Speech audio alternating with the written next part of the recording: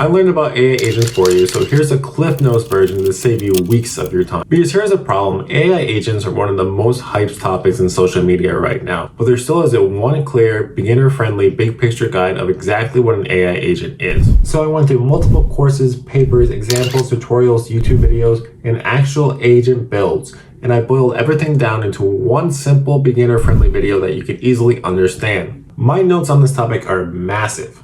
But just listening to me talk is not enough. If you actually want to remember this stuff, you need to review right after learning it. That's why at the end of this video, there are questions. And if you get those questions right, you're actually ahead of 99% of the population in the AI field. In this video, we're going to cover 4 things. First, what are AI agents in plain, easy to understand English? The main agent design patterns you'll keep hearing about, including reflection, tool use, planning, and multi-agent systems. And fourth, how are people building useful agent workflows today? Then at the end, I'll leave you with one practical idea for spotting AI business opportunities that I generally feel change how I think about this space. Believe it or not, learning the definition of AI agents is one of the most difficult parts of learning what an AI agent is, because there really isn't a clear definition on the internet. So here's the simplest way to think about this. An agentic AI workflow is when the AI takes multiple steps to complete a task. That's it, not just one prompt, not just one response and it's done, but it takes multiple steps to complete the task.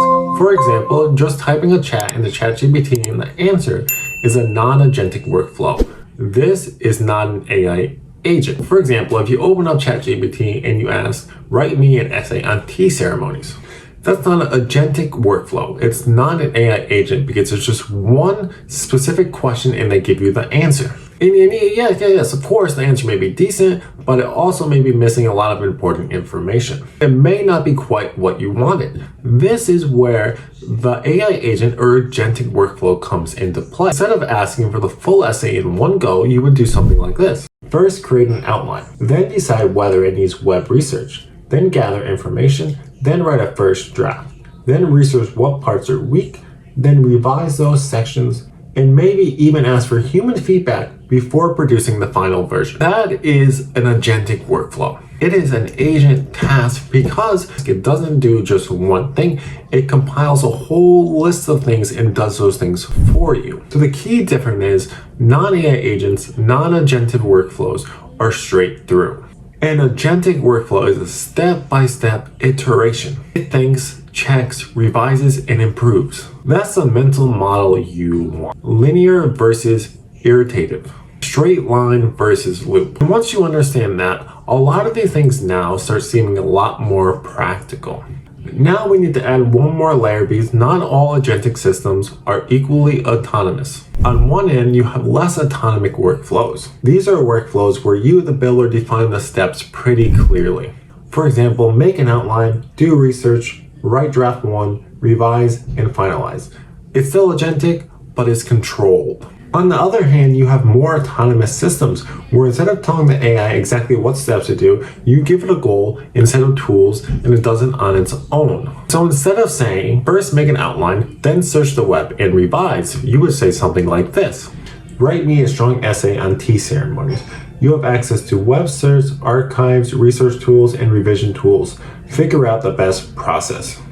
Now the AI has much more freedom. It decides what research to do. It decides what tools to use, it decides how many revision loops it needs, and it may even decide to request human input if uncertainty is high. Same task, same desired outcome, different levels of autonomy. And this matters because there are a lot of trade-offs when using both systems. Less autonomous systems are of course easier to control. More autonomous systems can be flexible and sometimes surprisingly powerful, but they're also harder to control. Sometimes those choices are brilliant. Sometimes they're absolute garbage and you don't understand why they would make that choice. Instead of asking yourself, is this an AI agent? You should really be asking yourself, is this an agentic or a non-agentic workflow? How autonomous is this workflow?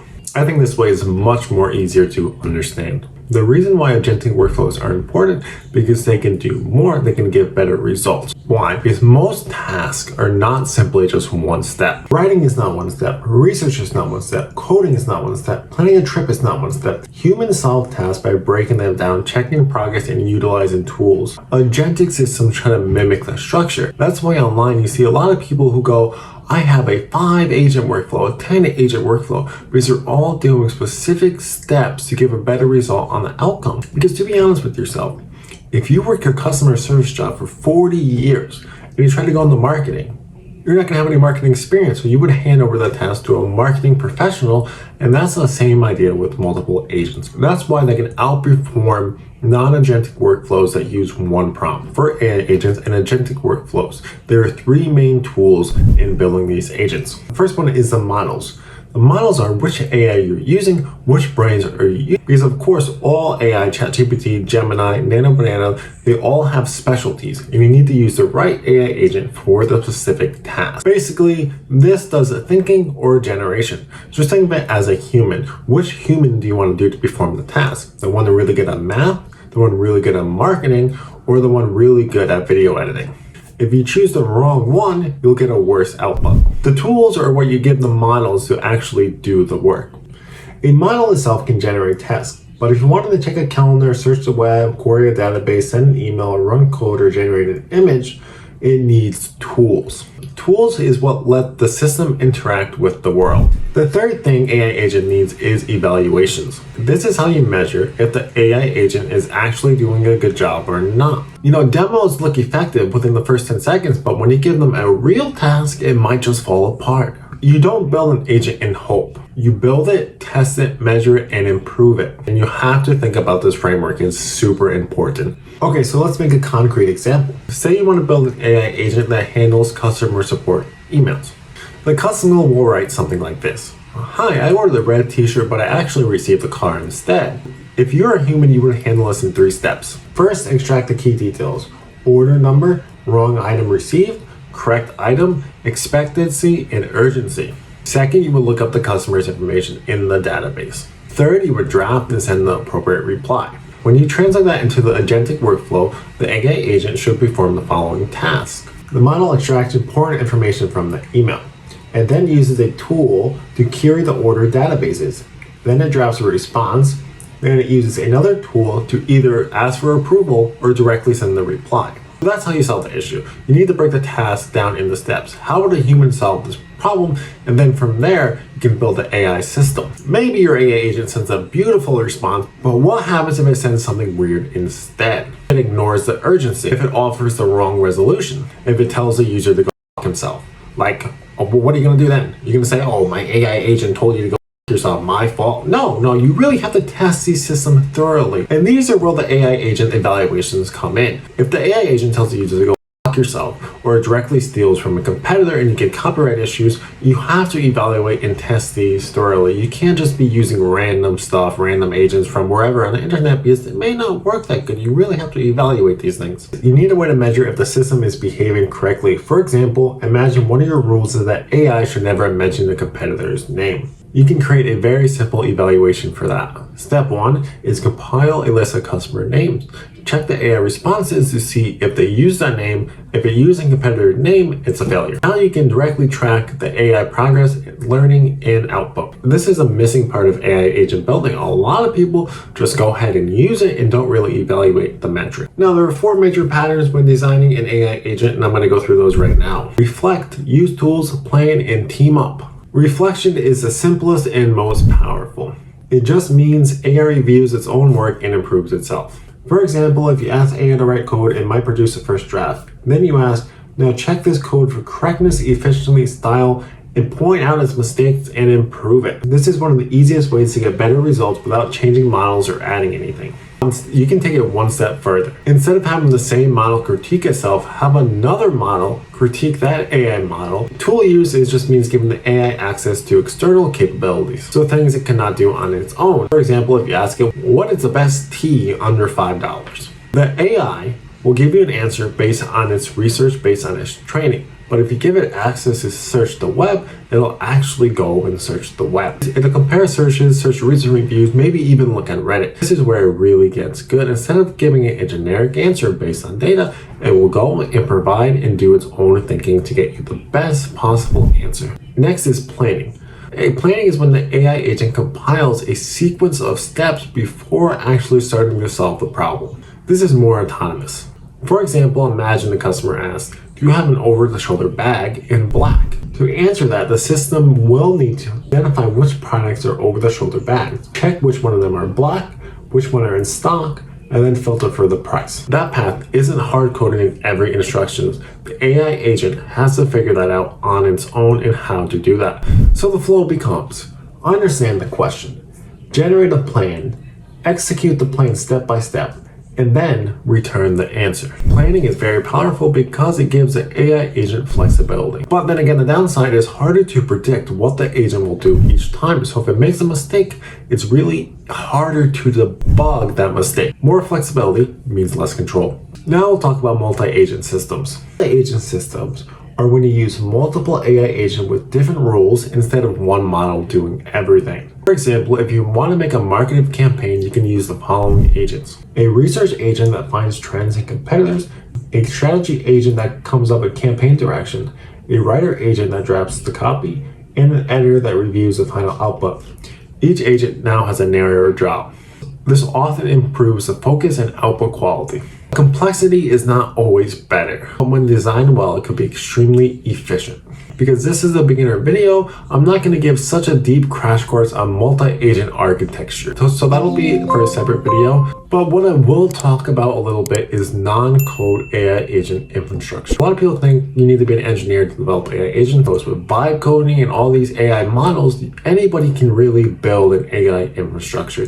Now, here's the biggest business opportunity for you if you want to get started with AI agents.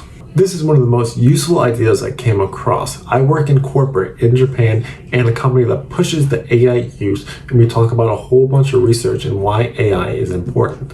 And from my takeaway, almost every SaaS company likely be an AI agent version. Take a software company that helps users create or solve a workflow. Now ask, what would this look like if instead of the user manually clicking through the software, an agent could handle most of the work on their behalf?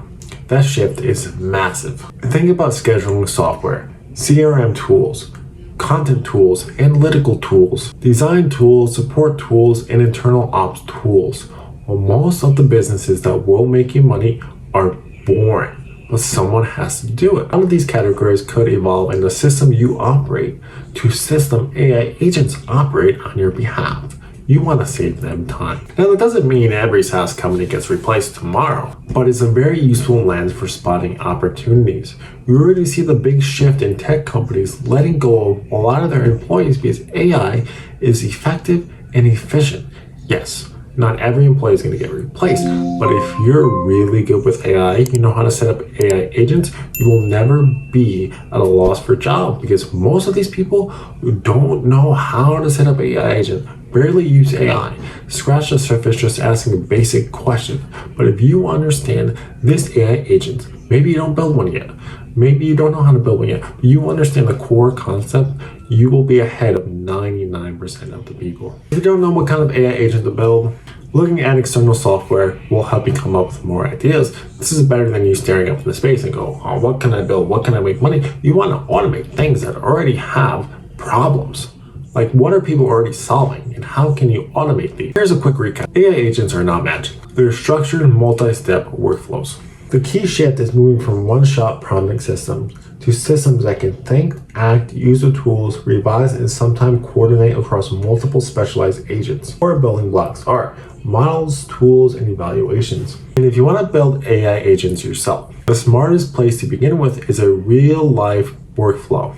A simple structure and clear ways to measure if it's actually working. And that is the game. And here are some questions that if you can answer, you're quite ahead of the rest of the world when it comes to AI. If this video helped you in any way, make sure to subscribe because AI is how you're going to make money. And if I, as Nimrod, can make a bunch of money using AI, then you can do. It's pretty simple. Just watch some videos and start using AI. Thank you. Have a good day. Make sure to like, comment, and subscribe.